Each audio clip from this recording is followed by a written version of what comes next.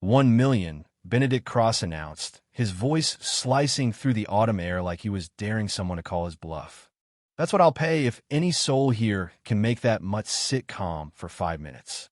People laughed, nervously at first ranchers, breeders, the auction's regulars, even a few drifters drawn by the rumor of a dog so mean he made coyotes look like poodles. But no one moved, not when they looked at the German shepherd pacing that rusted cage at the edge of the arena. Ghost, folks called him though honestly. He looked more like a nightmare than a legend, coat patchy with old scars, muscles coiled up like he expected another beating. Cross looked slick as oil, tailored coat, that kind of smile that says he's never been told no.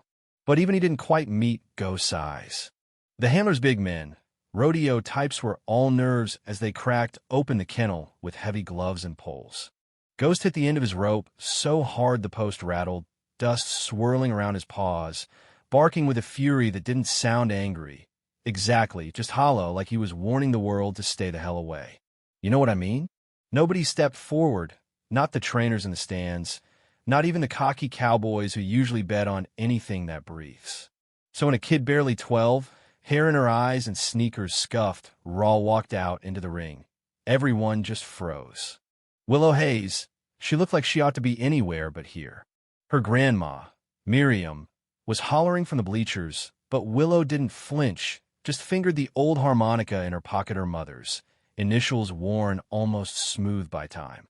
Let me back up a sec. This wasn't the first wild animal Willow had stared down. Grief will do that, teach you to recognize it in something else, even if it's just a dog whose trust was broken long before you ever met. She didn't say a word as she stepped up, Cross raising an eyebrow like he expected a punchline. Instead, she lifted that harmonica and let the sound drift off key. Barely a melody, but somehow every eye found her and then the dog. Ghost stopped cold. Not like he understood, not exactly, but he didn't lunge, didn't snarl, just watched her, ears up, tail flickering in the dust. People held their breath as Willow sat down, knees drawn up, harmonica trembling in her grip.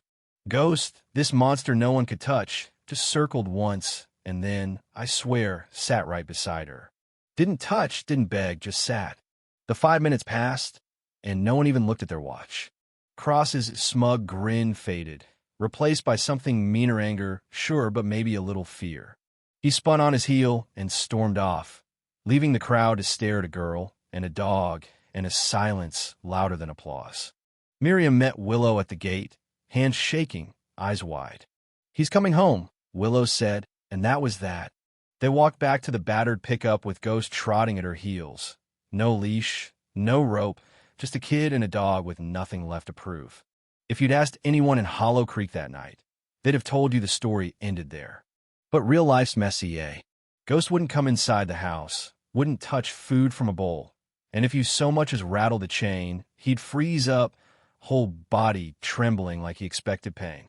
But with Willow, he'd watch her from a safe distance, circle closer by sunset, and eventually lay a few feet away while she read from her mother's old journals, words scrawled with hope and frustration and the kind of love that doesn't quit, even when it should.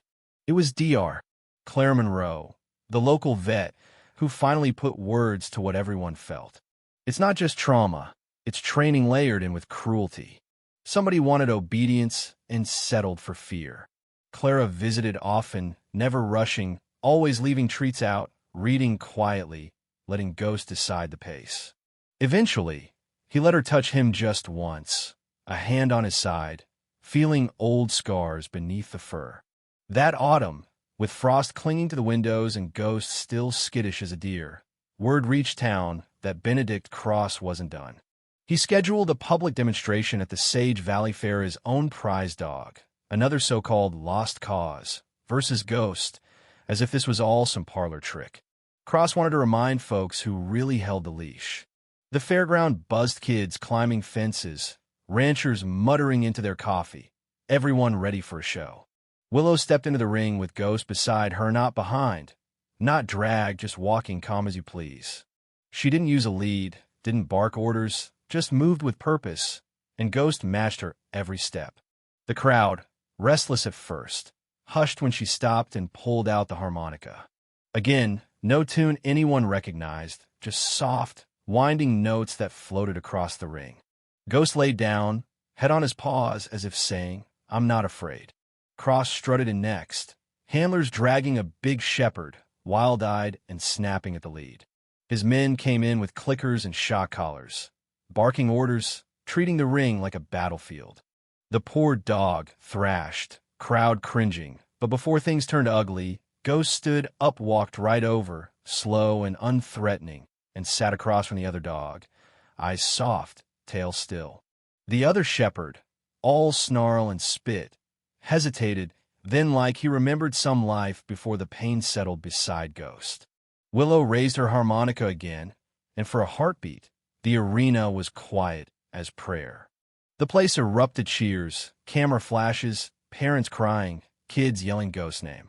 Cross tried to spin it, barking at his handlers, but even they stood frozen, unsure how to handle what they'd just seen.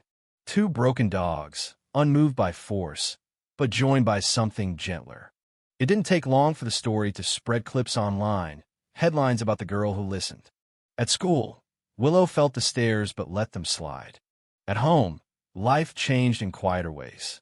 More dogs arrived, each with their own baggage. Cattle dogs punished for being too sharp, collies too anxious for a rancher's patience, shepherds with flinches in every limb. Ghost moved among them like a sentinel, not leading, just present, steady, a signal that this place was safe. Offers poured in money, partnerships, media contracts. Willow turned them down, kept her mother's creed alive. Do no harm. Be the place they run to, not from. Some dogs, like Bramble, took weeks before they'd approach a human. Others, like Ghost, never fully let down their guard. But the sanctuary became a quiet promise, not of perfection, but possibility. Even Cross, beaten in public, tried to retake the story, releasing edited clips showing only chaos, not the healing that came after. Miriam found the headlines one night, scrolled past them with a sigh. "He's scared," she said. "You did in 5 minutes what his men couldn't manage in 5 years." Willow just nodded, determination hardening in her gaze. "Then we'll show them again." By spring, the Hayes Kinship Canine Sanctuary opened on the old ranch land, neighbors pitching in to build fences and lay stone, some out of guilt, some out of belief. Willow led, not from a pedestal, but by example, reading to new dogs, teaching vet students that patience mattered more than any technique. One morning, Cross's son Caleb arrived, suit traded for jeans, face stripped of arrogance, holding a letter from his father, an apology, a deed to the meadow next door. He said it had to be given in person. Willow read it in the old barn, tears falling where dust hadn't yet settled. "Your mother saw what I never could. Tell Ghost thank you. Tell Miriam I'm sorry." The land was theirs. That night, as dusk folded over the valley, Willow walked the fence line with Ghost beside her, harmonica cool in her pocket, the sanctuary glowing behind Thema, beacon not of dominance, but of listening. She played a tune, soft, just for him. He pressed his shoulder to her knee, eyes set not on her, but the horizon, golden light spilling like a promise. "I never made you change," she whispered, fingers twining in his fur. "I just waited long enough to hear what you needed." And in that stillness, you could almost believe the world could be remade, not by force, but by listening one voice, one dog, one promise at a time. Yeah, that happened. Now you tell me, what's the real meaning of loyalty? Would you have done the same? Drop your thoughts below. Justice, mercy, whatever you call it. The world's still listening, if you are.